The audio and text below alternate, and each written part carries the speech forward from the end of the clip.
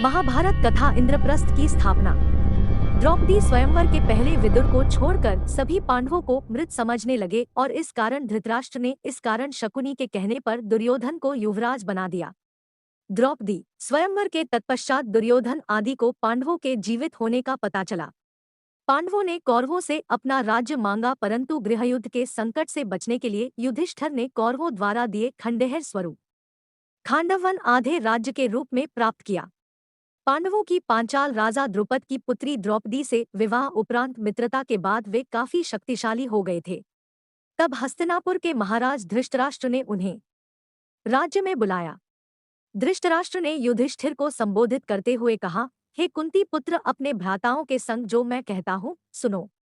तुम खांडवप्रस्थ के वन को हटाकर अपने लिए एक शहर का निर्माण करो, जिससे कि तुम में और मेरे पुत्रों में कोई अंतर ना रहे। यदि तुम अपने स्थान में रहोगे तो तुमको कोई भी क्षति नहीं पहुंचा पाएगा। पार्थ द्वारा रक्षित तुम खांडवप्रस्थ में निवास करो और आधा राज्य भोगो। धृतराष्ट्र के कथनानुसार पांडवों ने हस्तिनापुर से प्रस्थान किया। आधे राज्य के आश्वासन के साथ उन्होंने खांडवप्रस्थ के वनों को हटा दिया। उसके उपरांत पांडवों ने श्री कृष्ण के साथ मय दानव की सहायता से उस शहर का सौंदर्यीकरण किया। वह शहर एक द्वितीय स्वर्ग के समान हो गया। उसके बाद सभी महारथियों व राज्यों के प्रतिनिधियों की उपस्थिति में वहां श्री कृष्ण द्वैपायन व्यास के सान्निध्य में एक महान यज्ञ और गृह प्रवेश अनुष्ठान का आयोजन हुआ। उसके बाद सागर जैसी चौड़ी खाई से घिरा, स्वर्ग गगनचुंबी चहारदीवारी से घिरा व चंद्रमा या सूखे मेघों जैसा श्वेत वह नगर नागों की राजधानी भोगवती नगर जैसा लगने लगा। इसमें अनगिनत प्रासाद, असंख्य द्वार थे, जो प्रत्येक द्वार गरुड़ के विशाल फैले पंखों की तरह खुले थे। इस शहर की रक्षा दीवार में मंदराचल पर्वत जैसे विशाल द्वार थे। इस शस्त्रों से सुसज्जित सुरक्षित नगरी को दुश्मनों का एक बाण भी खरोंच तक नहीं सकता था। उसकी दीवारों पर तोपें और शतघ्नियां रखी थी, जैसे दुमुही सांप होते हैं। बुर्जियों पर सशस्त्र सेना के सैनिक लगे थे।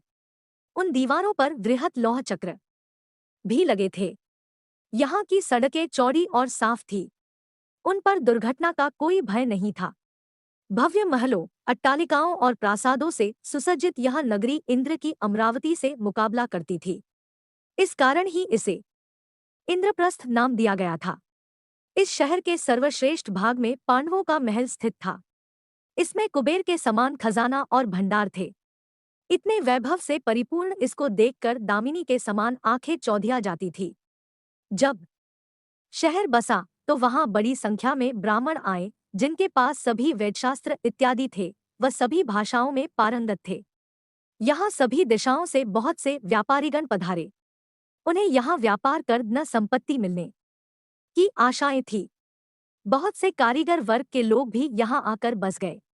इस शहर को घेरे हुए कई सुंदर उद्यान थे, जिनमें असंख्य प्रजातियों के फल और फूल इत्यादि लगे थे। इनमें आम्र, अमरतक, कदम, अशोक, चंपक, पुन्नग, नाग, लकुचा, पनास, सालस और तालस के वृक्ष थे। तमाल, वकुल और केतकी के महकते पेड़ थे। सुंदर और पुष्पित अमलक, जिनकी शाखाएं फलों से लदी होने के कारण झुकी रहती थी। लोध्र और सुंदर अंकोल वृक्ष भी थे। जम्बू, पाटल, कुंजक, अतिमुक्ता, करविरस, पारिजात और ढेरों अन्य प्रकार के पेड़ पौधे लगे थे। अनेकों हरे भरे कुंज यहाँ मयूर और कोकिल ध्वनियों से गूंजते रहते थे। कई विलासगृह थे, जो कि शीशे जैसे चमकदार थे और लताओं से ढके थे। यहाँ कई कृत्रिम टीले थे और जल से ऊपर तक भरे सरोवर और झीलें, कमल तड़ाग, जिनमें हंस और बत्तखें, चक्रवाक इत्यादि किल्लोल करते रहते थे। यहाँ कई सरोवरों में बहुत से जलीय पौधों की भी भरमार थी। यहाँ रहकर, शहर को भोगकर पांडवों की खुशी दिनोंदिन बढ़ती गई थी।